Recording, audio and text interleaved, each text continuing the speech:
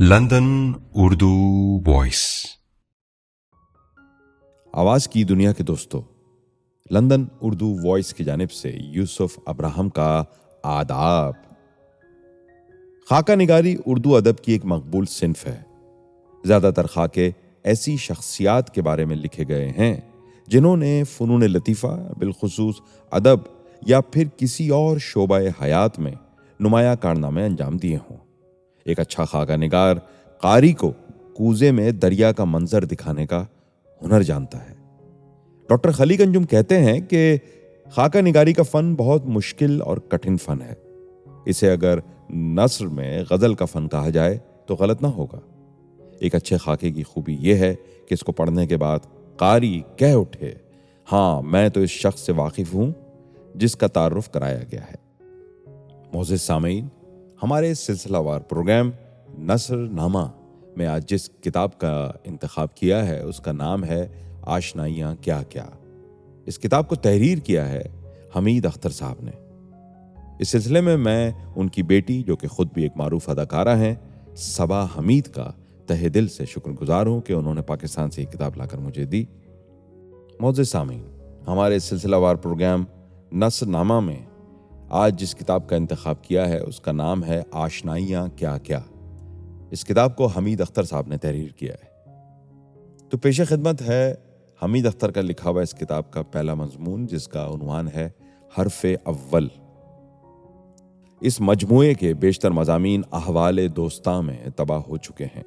یہ کتاب 1988 کے اوائل میں شائع ہوئی تھی اور جلد ہی بک گئی تھی۔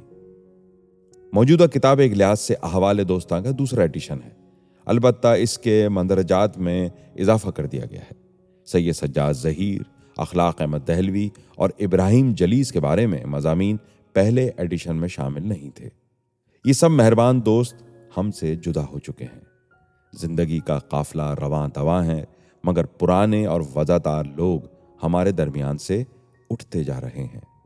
یہ وہ لوگ تھے جنہوں نے فرد اور معاشرے کی فلاح کے لیے کام کرنے کا بیڑا اٹھایا اور ادب کے تخلیقی اظہار کو اس کا ذریعہ بنایا۔ یہ لوگ اپنے عہد کے نبض شناس تھے۔ اب ایسے لوگ کہاں پیدا ہوں گے؟ وہ اقدار ہی ناپید ہو گئی ہیں جن کے بطن سے اس نسل کے لوگ پیدا ہوئے۔ موجودہ صدی نے زندگی کے ہر شعبے میں بڑے نامور لوگوں کو جنم دیا۔ ہم اپنے دائرے میں رہتے ہوئے ان لوگوں کا شمار بھی صدی کے بڑے اور اہم لوگوں میں کر سکتے ہیں۔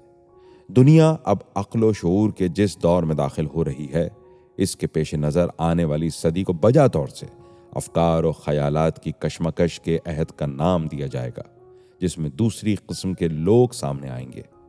عصر حاضر کی نمائندگی یقیناً ایسے ہی لوگ کر رہے ہیں جن میں سے کچھ کا احوال اس کتاب میں مذکور ہے۔ انہیں یاد رکھنے کا طریقہ یہی ہے کہ ان کے کارنامے اور یادیں فراموش نہ کی جائیں۔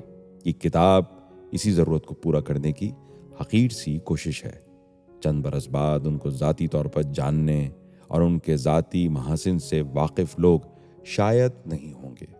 ان سب لوگوں نے اپنے اپنے انداز میں زندگی اور فن کی آبیاری کی اور اپنا اپنا کام کر کے رخصت ہو گئے، مگر ان کی یادیں ہمیشہ دلوں کو گرماتی رہیں گی۔